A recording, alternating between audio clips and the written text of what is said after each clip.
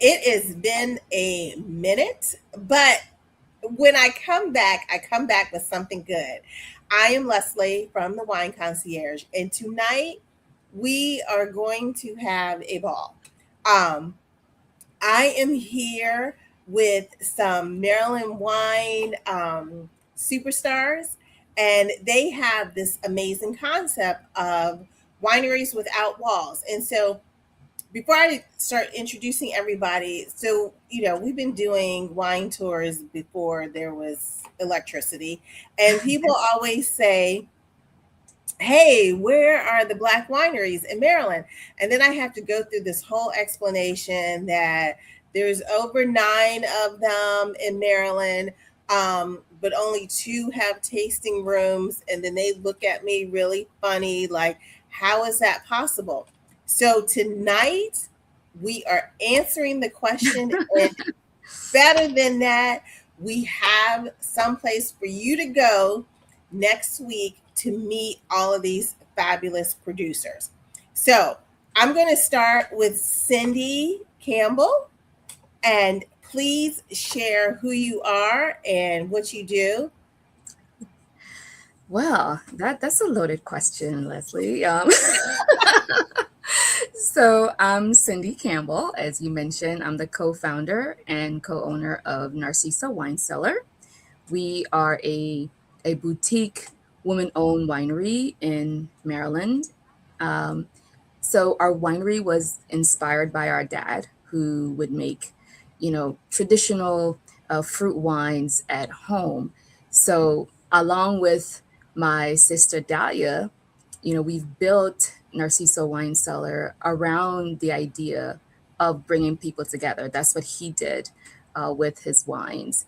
And so we want to bring people together to celebrate, family, community, and just having meaningful connections, So that is Narciso Wine Cellar in just a few sentences. But Mhm. again, that's just who we are.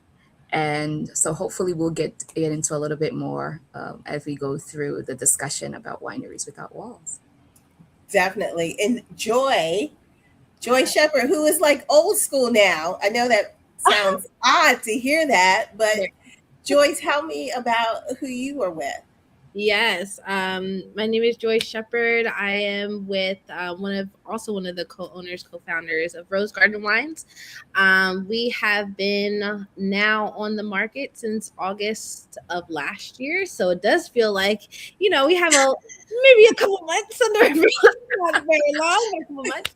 But we are a 100% Black-owned, woman-owned wine brand based in Prince George's County that has a lot of our infusions of our wine have different herbs and spices. Some of our very, very favorite varietals and flavorings, inclusive of cinnamon, peppercorn, and clove, to add a little bit of spice to the wine. And we actually started doing this and getting involved in the industry right during COVID. So myself and my business partner are now following our passions to come into the wine industry. So I'm excited to chat a little bit about our story today too. So it looks something like this. Oh my goodness, yes. It looks something like this. And then our newbie on the scene, Derek, please share who you are. All right. Hi. My name is Derek Osmensa. I am the owner of Bobesa Wines. So we are a Black owned, specifically African owned, Maryland based winery. And so we're one of those that doesn't have its own walls, and hence why we're kind of collaborating over here. What we do is we specialize in African honey wine right now. And our primary pour right now, if you would call it, is marigold, which is inspired by African honey wine from Ethiopia called Tej. The main variation to that is that I actually utilize my own special blend of hops that gives it my own special recipe that I am not willing to share. So I can guarantee that that's going to be something that's going to be very unique and a great experience for everybody. So I'm excited to be a part of this and get a chance to meet everybody eventually. And would this be it right here? That is a beautiful bottle. It looks familiar. Yes, that. It looks familiar. You, Yeah, as my mother says, I'm going to claim this one. I will claim it exactly. So, so you guys all have wineries. You all produce wine, some form of wine. Derek, you have mead, which is within its own story, and I'd love to explore that as well. But you don't have a tasting room. So, could someone share with the audience, how does that make you a winery? Like how do you operate normally? Yeah. Who wants to go first? I can just start quickly on our end. We operate mainly within retail stores and at restaurants. So a lot of our brand can be found right in stores. So we try to really make sure that we're having really good relationships with a lot of our kind of our third parties per se. So we do, yeah, a lot of in stores, a lot of in-store tastings, and a lot of festivals and events, so that we can really meet the people that will be enjoying our wine in stores. So for us, what I love about this is that although we're all boutique wineries and without walls, all our stories are so different, but yet so similar. So for us, it's a little bit different. We produce 100% Maryland wines currently. And so we have a production site. So we do go out and we produce currently, gosh, I've lost count. I think we're at 11 at this point. But again, all Maryland wines, we actually have a model of being able to self-distribute. So we can have, we do events, we do curated events where we bring the winery experience to you, if you will. And whether that's, at home or a place of business, we do that. But we can also be found in selected retailers, as Joy mentioned, festivals, restaurants, etc. So we try to kind of partner up and contribute back to our community in that way as well. Well, for me, newer to the industry. This would be kind of my second year of operation, so that's been overwhelmingly incredible to meet such great, collaborators and within the community. It's been super helpful for me. What it means to be, to me, a winery without walls is exactly kind of a combination of everything they said. It makes me kind of able to do something that, I would even say has historically been out of my comfort zone. Be able to have a lot of face-to-face kind of conversations with people about my product, and be able to form that relationship with them as I'm telling them my story about my wine, about my passion for it, why I want to be doing it, and where I want to go with it. So that's the thing I've actually enjoyed about being kind of remote, if you will, in that sense, and being able to go to those different wine events, festivals, tastings, and be able to share those pours with people and have those conversations. So we're working, again, being a newer winery. It's been very interesting, just learning the different nuances of the industry and finding ways and creative ways to have people return your emails and phone calls. That's always been fun, but it's been humbling to say the least. But it's also been very inspiring because I accept the challenge, and I feel like I have a great set of people to work with, and it's been very, it's been a good experience so far, and I look forward to that. Yeah, I have to say, like, I'm sorry. When we started, like back in 2013, I think you could count on two fingers how many wineries were out there that did not have a tasting room. Like that was the path that you went. There was one winery in Prince George's County at the time, and they did not have a tasting room, and they would open up their living room. It was Romano's. So we would take people to Romano's living room, and they would do wine tastings there, but it was just expected that you had someplace to go. So this new trend, which I hope it continues to catch on, because it's an opportunity for people to explore different wines. It's also very entrepreneurial, and it gives you a different outlet and flexibility of going to different places. Like Joy, you said you're like at festivals in different markets where people can go and follow you and you have a following there. But I can also imagine it is really taxing, and probably taxing on the body, bringing 20 cases of wine with you to set up and be in the sun and the rain, and Yeah.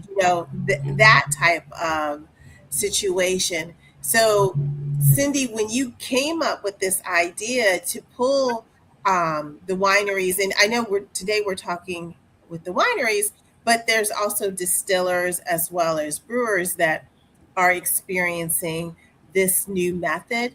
How did you come up with this concept to have an event, Winery Without Walls? So the Wineries Without Walls, of course, is an experience that was really created in partnership with the Maryland Wineries Association. So we are part of the Maryland Wineries Association, and as you mentioned, more and more where we have wineries that are within this model, right? That we don't have a tasting room. And so as we were talking about different trails and how folks would come around and visit the trails at the wineries, I'm like, we don't have a trail, technically, right? Because we don't have a tasting room for folks to visit. We go out into the community, if you will, and that's how we meet our guests or our customers. And so this partnership really is then came up with the idea of wanting all of us to be in the same space, to although we want you to come to us, we will all be in there together. So this is our trail, right? So the whole purpose was to shine a spotlight on Maryland wineries and, expand it to cideries and meaderies that don't have that traditional tasting room. So there are so many, incredible producers that are making really exceptional wines, but people sometimes like never get a chance to discover them because they don't have this physical location. So for me, when Dalia and I talked about this, it was like, you know what, for one afternoon, we can bring all of us together under one roof so guests can meet the makers, they can sample a variety of Maryland wines. Also enjoy locally inspired food, because this is also to build that relationship with some of our local businesses, including, whether they're restaurants or catering companies, just the hospitality industry. And by doing that, it allows folks to really discover what Maryland has to offer in terms of craft beverages and the industry, as a whole, and making it more accessible to our consumers. In a nutshell. Yeah, thank you for that. So how has it been perceived when you guys have, talked about it, obviously, from your followers? What are people saying about this? People are excited on our end. I think there's just a lot of excitement just to be connected in this way. And also, this is just a big shout out to all of the other brands and wineries that will be there, because it's just like, we know about them, but it just feels like a hidden secret sometimes. Yeah. Like, wow, there's just so much variety. There's just so many businesses here, so many brands that are Maryland based, but we just can't visit them all the time. So I think there's just an excitement. There's also just like, wow, I can't wait to try all the different things that we're finding a lot from our audiences.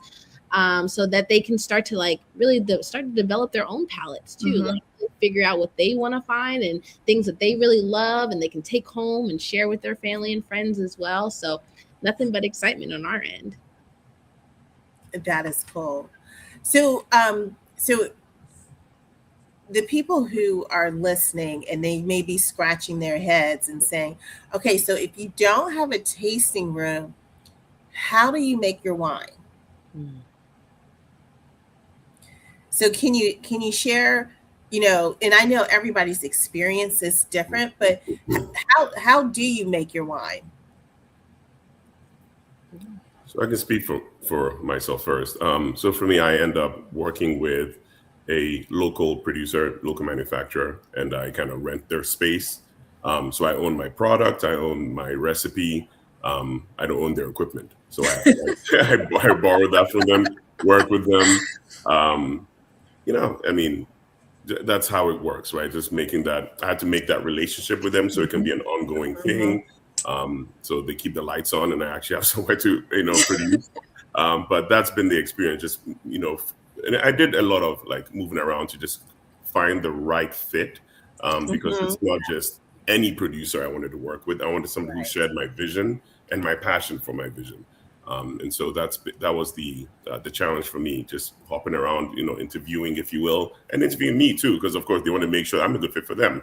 Um, so yeah, so that's how I produce it. So I'm very involved in the process. I may not necessarily be the one. Again, like I said, I use more hops, so I'm not picking grapes or anything. But I'm Mhm. very involved in the unique, again, combination of the hops, the fine tuning to get the right taste and consistency. And yeah, that's been a very interesting journey. And I think it's not very traditional. And people usually think that you're a wine producer, so you have this massive production facility in the Right. middle of the jungle somewhere. And I'm like, no, it's just In rolling hills, with the sun exactly, coming up. Yeah. yeah. It's in the trunk of my car is where it's Yeah, at. right. Um, so yeah, so it's been a great experience, and I'm continuing to foster that relationship, and yeah, we're continuing to expand, and I'm loving it. That I mean, and you, I'm quite sure relationships were really important to you, especially because you had this recipe that Hmm. you wanted to make sure that it stayed authentic to your brand. So Mhm. finding the right person that could assist you in developing this, I'm sure was extremely important. 100%. I had a recipe. I tried it at home, and I was like, "This is fantastic. I need to find somebody before I drink it all myself." So once I was able to find the right person, we were able to sign that contract. I was like, "Let's make this happen." And the reception has been overwhelmingly positive. So at least I know I'm onto something, and that's fantastic. So we're looking to keep diversifying from there, and yeah, just keep sharing with people. And Joy, your story is so unique because you went a little beyond a little, an ocean beyond Maryland, and you found a producer, but then you have this again, similar to Derek, where you have this special recipe that's not common amongst traditional wine brands. Can you share how that went? What was your journey there? Yeah, so Derek, I hear you and I see you, right? Like, I think partnerships is the biggest part of being not having a tasting room, because we actually, as I mentioned, we're following our passions and we just know what we liked. Mhm. So we were able to find a producer actually based in France. Carcassonne. I'm not saying it right because I don't have an accent, but based in Carcassonne, France, that actually does all the producing for us. So all of our grapes are actually coming from Spain, but everything is bottled in France. So we have a very hands-on about what we wanted to have the wine taste like, what we wanted to feel like, what we wanted the feelings to evoke in someone. And also, again, we're very specialized around like the herbs and spices that are being infused within our wines as well. So, yeah, we have gone overseas and we're actually importing a lot of our wines over. And in the future, again, partnerships are so important. We might have a co-sponsored or co-produced, I should say, Maryland grape for a future varietal as well. So we're just excited to be able to work with our team. We have such a dedicated and like easy team to work with that I know that has been some of the troubles that I've heard from other folks on just like building your team, if it's all going to be on you or if you're going and outsourcing in that way. But we have just really been grateful and a lot of gratitude for having good folks around us that have been able to help us with some of the ropes. As Derek mentioned, we're not actually doing the grapes ourselves, but we have our team that really helps us facilitate a lot of that. And then importing everything over is just another fun part of the the process. But we knew without a doubt. I'm from PG County. Brittany's from PG County. We live here. We go in the community here. We've gone to school here, so we want to make sure that we can have our base be here. And no matter if it's being imported over, we just wanted to make sure that we can be part of the community. So very similar to Derek, but just more infusions of flavors and lots of people, and the ownership of the recipe and the ownership of having it be our brand is the most important part. So. But that is one question we get all the time: where are your grapes at? Where's your winery at? Right. So it needs to be able to explain that story sometimes in full. And then Cyndi, you source Maisha, who is another a winery without walls, just joined. So hey, Maisha, Fly Girl Wines. Cyndi, you source your grapes from the Eastern Shore. Correct. So we've had this partnership, if you will, for a few years, and so yes, we source our grapes there. Sometimes we have fun picking the grapes and doing all the fun stuff, because similar to you all, we wanted to be in really a part of the process, not from beginning to end. And so when we started out, I know folks probably thought we were crazy. Like, why did we start out with 7 wines? Like that is insane. But Dalia and I had done our research and knew what we wanted to share with the community, in our community. Similarly, we are here in Prince George's County, and so that was our focus then and remains today as well. And so we said, well, let's find someone who shared the same philosophy that we have about making wines, which was being one local, but being minimal intervention as well, and just how we wanted it to be handcrafted. So, grapes are handpicked, hand sorted, all of that, just to make sure that the quality of the wine, remains. So it's been a fun journey. We're always learning. And so we're looking forward to continue working with our current site. And, as long as they don't get tired of us, we'll be there bugging them for That is so cool. So the Wineries Without Walls is July 12th. Yes. And the location is in Prince George's County. And I have to say, I grew up in Prince George's County, so I'm so excited that you're highlighting the county and just the different aspects of the county. When I grew up in Prince George's County, shortly after the dinosaurs had died off,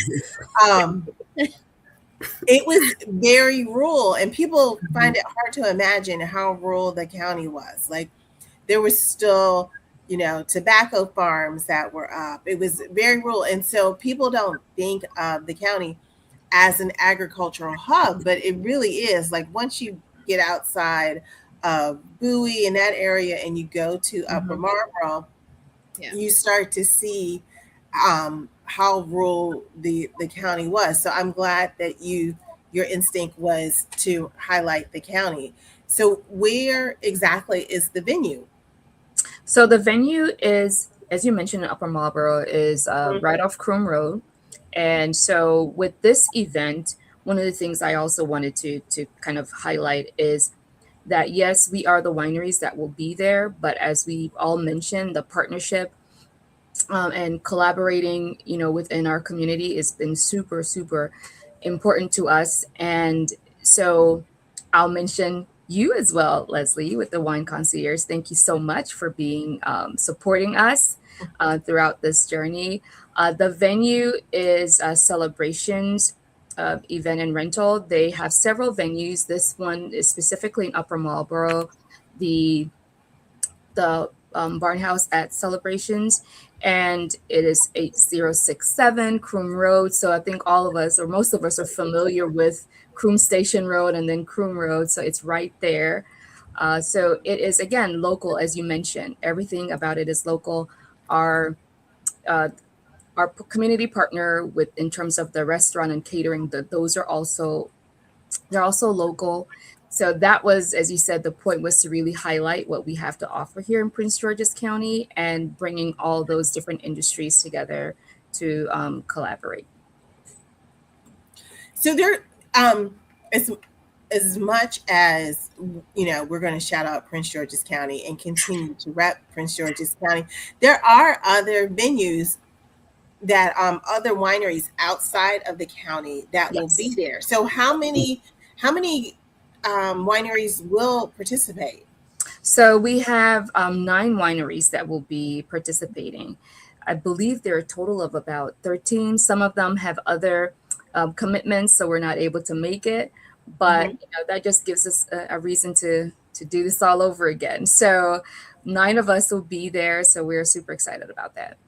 That's cool. And did I imagine that there will also be a couple distilleries there making cocktails? So we'll have a cocktail lounge, and so although this is only for the wineries and but there we also have products from distilleries that are local to Maryland, and so they will be a part of the experience through the cocktails that we'll be offering. So can you tell people what they will experience when they show up on the 12th? Well, besides tasting all really, really excellent wines and meads and cider, is also we have of course, music, because that just kind of sets the vibe. Hmm. We will have a food and wine pairing, which was sold out so quickly. And so that'll be super, super fun. We'll also have our cocktail lounge, if you will, where we'll have a bartender curating um, cocktails that will be with some of the wines that will be there, but also we'll have mocktails as well. So we're not excluding anyone, so you can come out and have fun and do that. So it's just an entire experience of being able to network. We've invited, retailers and some distributors as well, just to, again, make that connection with the wineries that are there, because, again, we want this to make sure that everyone gets an opportunity to spend some quality time with folks, because in the end, we're not just pouring wine, like we're also creating opportunities. So does that mean um, I can shop?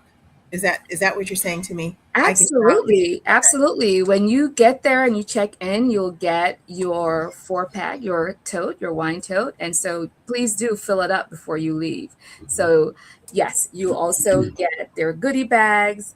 We do have some other local businesses that are totally supporting us, so there'll be some of them will be giving, gifts, gift cards and stuff that is for their services. So without telling like everything, it'll just be really fun. It is a total experience. Oh, that is so cool. So if I, fall in love with the wines, I can buy a bottle or case or three Oh, absolutely. and Please take home with me.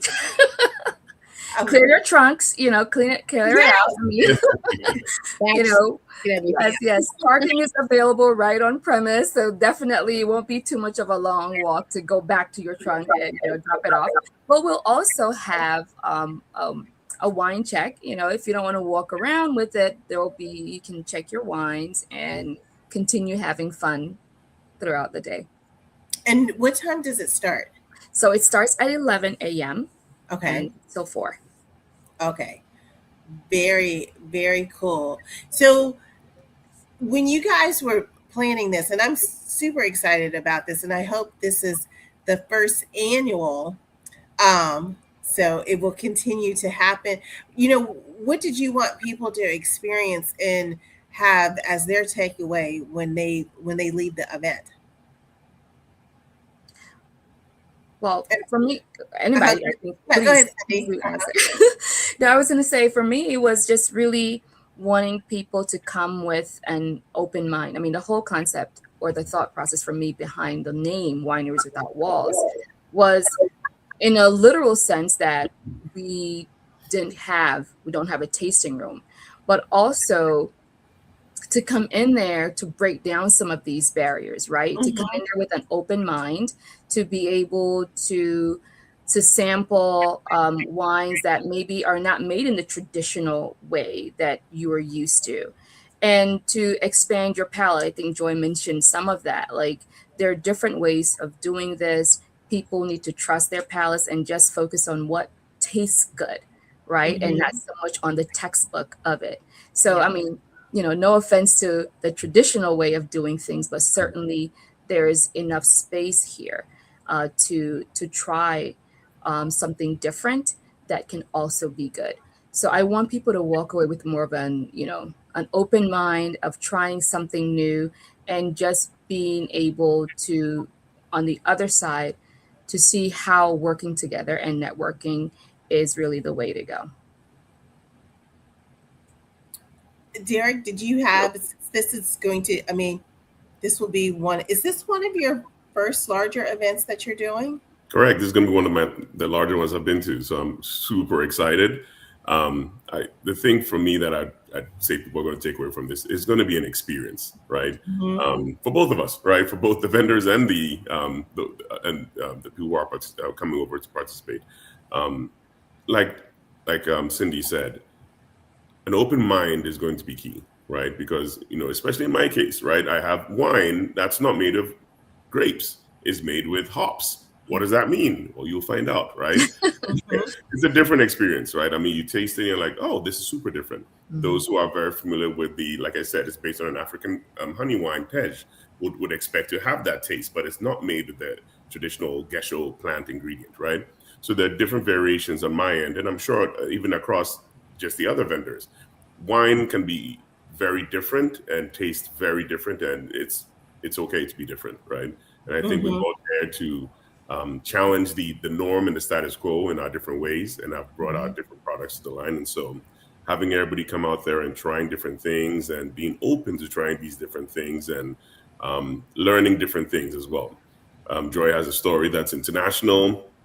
Cyndi is just universal in who she is. And then there's me, right? More local, but still I have my background in, Mhm. I'm from Ghana originally. Like I stated, I'm African from Ghana. Um, and just bringing that different, unique perspectives to this whole community is something that we're looking forward to sharing with people. And we can continue to make those relationships that transcend these wine festivals and events. It's more of Yeah. a relationship that should be more ongoing, lifetime, and I'm looking forward to that. Absolutely. Yeah. So Joy, and so let me say this because you guys are saying different, and you know how sometimes when you go someplace and you try something and you're like, oh, that's different, and that's like a polite way of saying, oh, I really don't like it. Um, so I want to put it out there, like different here is setting a new standard. Mm-hmm. I have tried all of these wines, and I would not lie to you. I just would withhold my statement. Um, all of these wines are really good, and they showcase like the uniqueness Mhm. of the winemaking process. So when you listen to this, and fam, don't think of different as like, oh my God.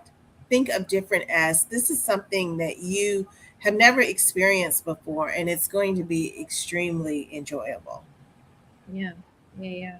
And I can add on to that too. I think there's like when we had made our Rose Garden Red, again, being newer at that time and just wanting to build something that we just like to drink every single day, right? Hmm. Like this was when we had come out with Rose Garden Wines. This was in the thick of COVID when we were still wearing like helmets to the supermarket. This was the crazy time at the beginning, right? So we were stuck in our houses and we just really just wanted something that we could drink every day and just have there.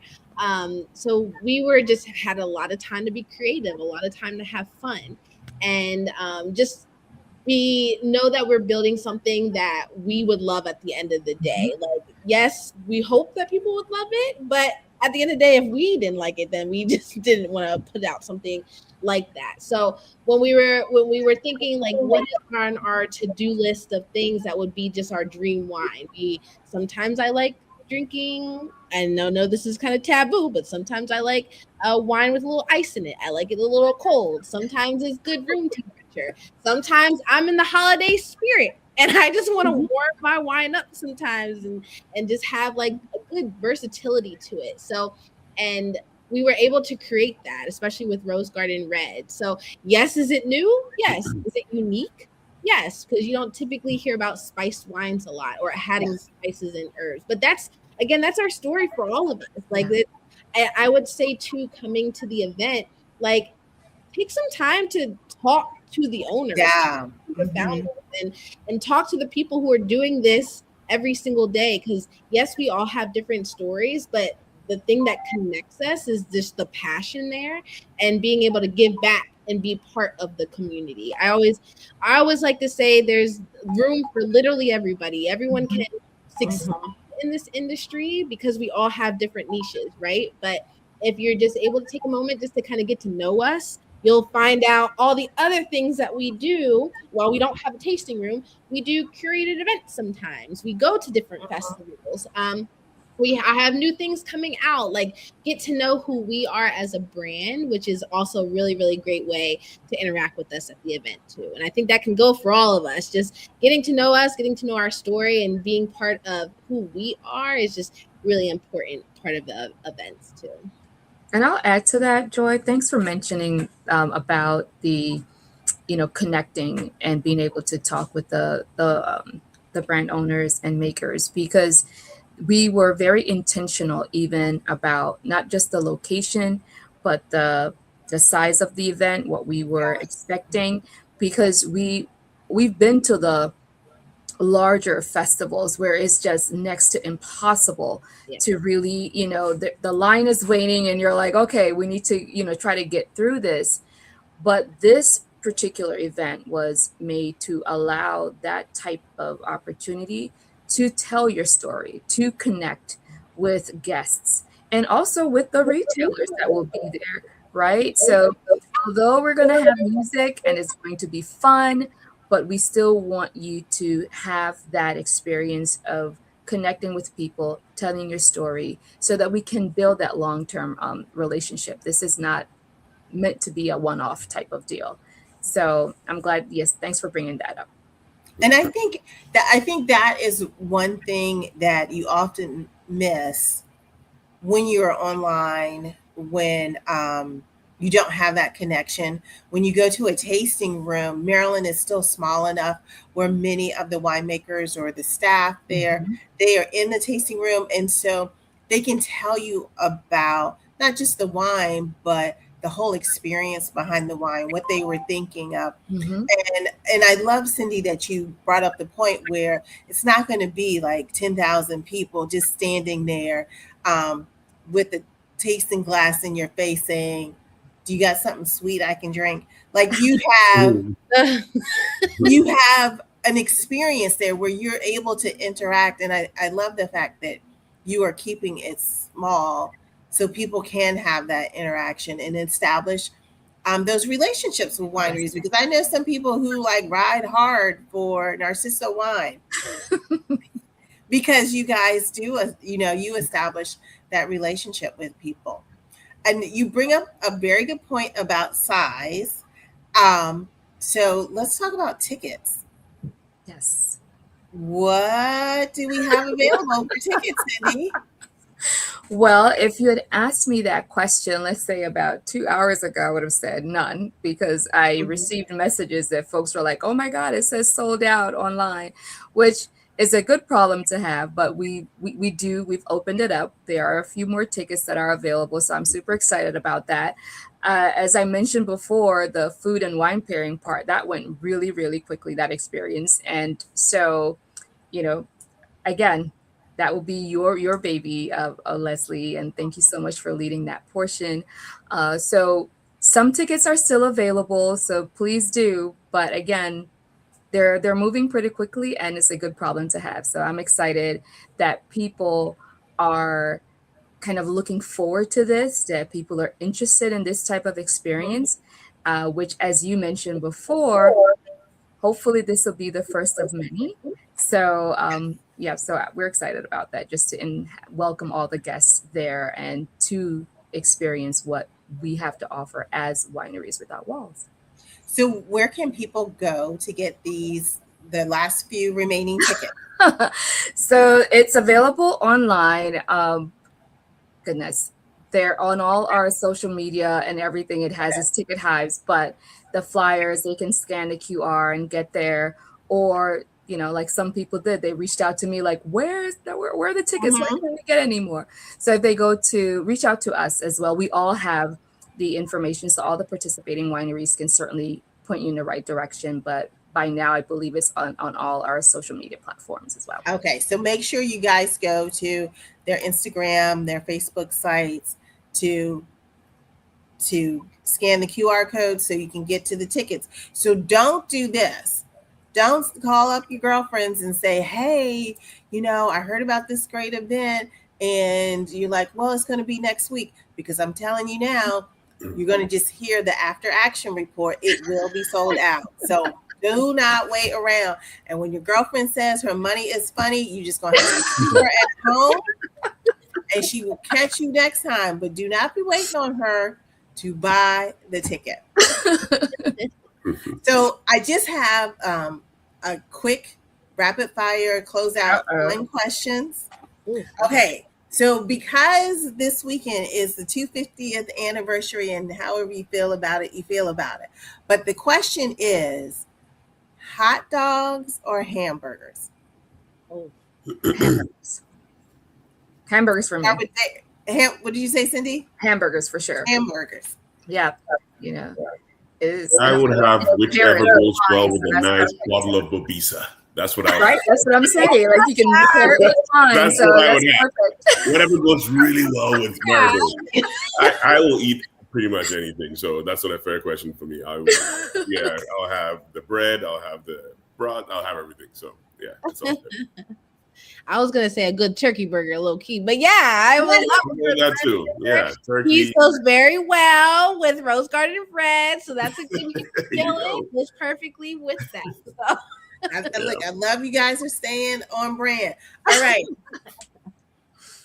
potato salad or corn on the cob? Oh, I'll go first. Corn on the cob. I hate me for saying this. I'm a potato salad person. It just depends on who's making it. So corn on the cob to be safe. Corn on the cob for me. I love it. Yeah. Yeah. You're like, I'm not messing around with potato salad.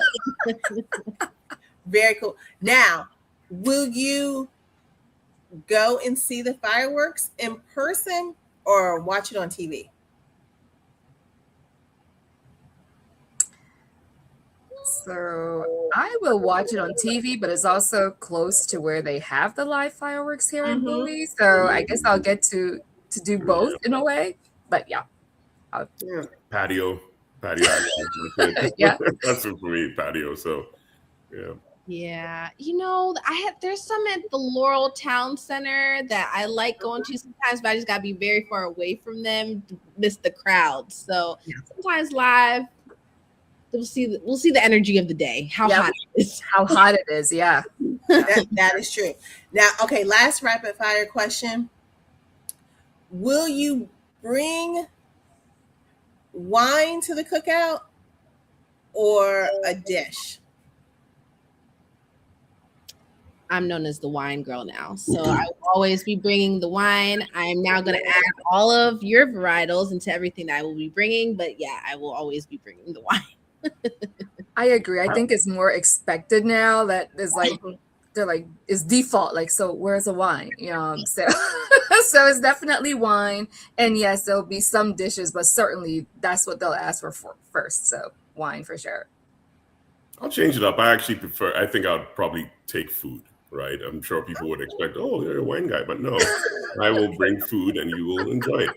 And then they'll ask, where's the wine? I know, right? I'm like, no, come to the wine fest.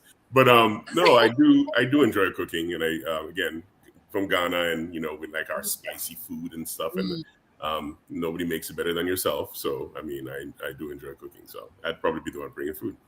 Nice. Well, thank you. Okay, so before we go, can you please tell people how to find you, how to find your wine, what's your social media handles? Yeah. Get started. So please, we are on all different socials. You can find us on our website at rosegardenwines.com.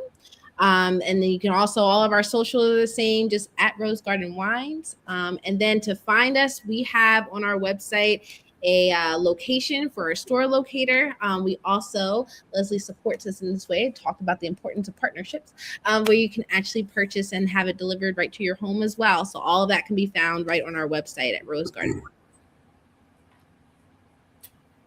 Yeah, for me, bobesawines.com is my website. And then my Instagram handle is at Bobesa Wines. So Bobesa Wines, plural. Yeah, and again, similar to Joy, thank you, Leslie, for the partnership. You can also buy my wines on Leslie's platform.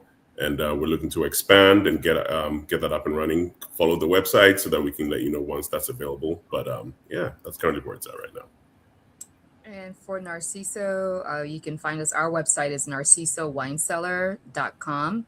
On socials is similar at Narciso Wine Cellar. For our wines, also on our website, you can order directly there. We do local delivery, so we will bring it directly to your door, but we are also able to ship across the country where it's allowed. So if you order, we can also get it to you. So yeah.